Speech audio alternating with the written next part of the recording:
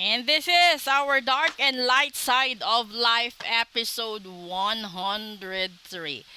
Alamin natin kung ano yung mga problema, no? O saan manggagaling ang problema nyo sa araw na ito ba? Lunes na lunes, magkakaroon ka ng problema, hindi maganda. Okay? Kaya tignan natin dito, okay? So, kukuha tayo dito mamaya ng tatlo, and then dito din alamin natin kung ano ba yung karapat dapat at dapat mangyari sana, no? Kung hindi ka tumaliwas or naging opposite sa ano ba tawag doon? Basta bahala na, gano'n na yun. O, di ba? O, dito kuha tayo ng tatlo.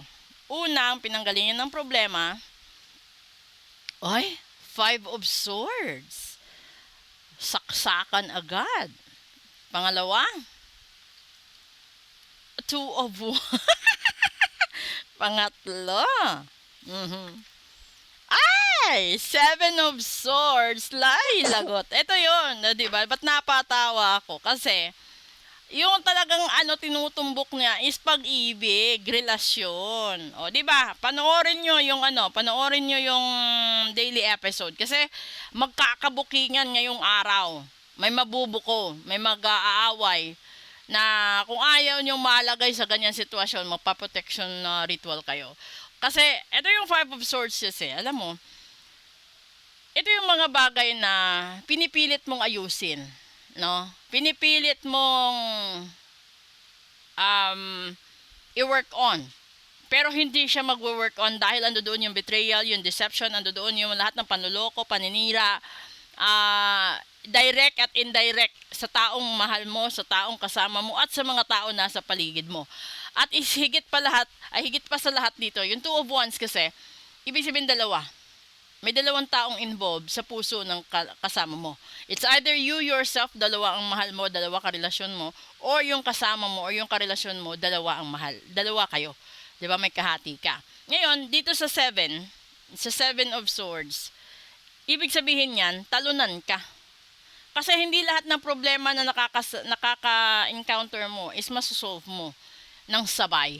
So, posible kung maaalala nyo, sa 7, kalimitan dito yung makaya niyang dalhin is 5 lang.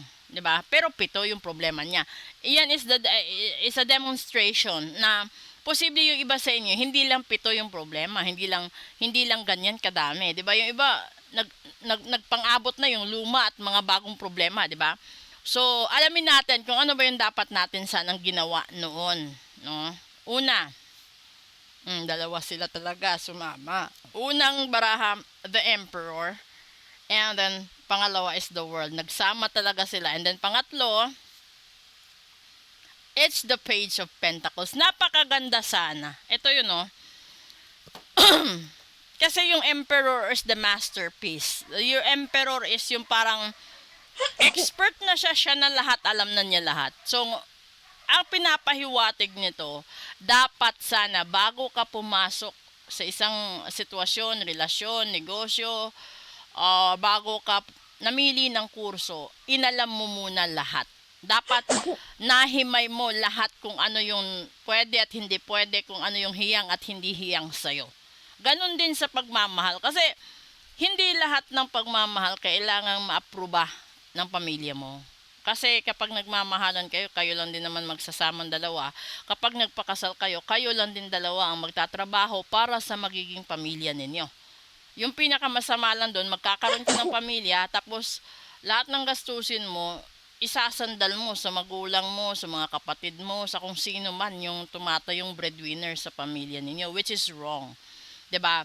Kung ikaw yung tao na natumbok mo or nakuha mo yung tamang timpla, no, ng panahon, which is the Emperor, makukuha mo lahat, which is the World.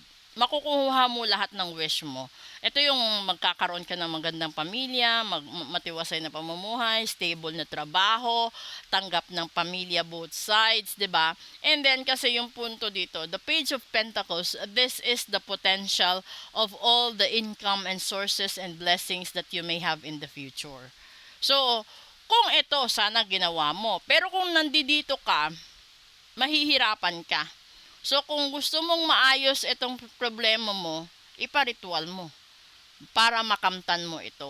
Kasi dito, yung lumalabas, pinagdudut-dutan mo, pinagpipilitan mo ang sarili mo sa isang sitwasyon, sa isang relasyon na hindi ka naman karapat-dapat. 'Di ba? And then, alam mo, dalawa kayo. Maliban na lang kung ginayuma ito, kailangan mo rin ipatanggal ng madalian. Kasi patagal ng patagal yung gayuma, masama ng pasama. Ganito yun. So, kung hindi mo kaya na makita ang mahal mo, nakapiling ang iba, iparitual mo. 'Di ba?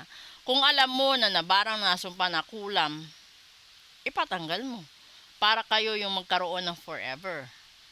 Yun yung gagawin mo. At sa legit na katulad ko, huwag kang umasa na hindi ito mangyayari. Mangyayari ito, depende sa kung gaano din kalakas ang tiwala mo sa tagagawa.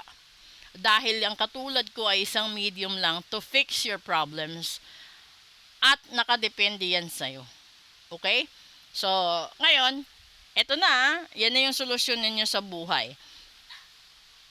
Panoorin nyo yung episode ko today at matitrace nyo ang lesson ni universe at ni God para sa inyo. Good morning, everyone!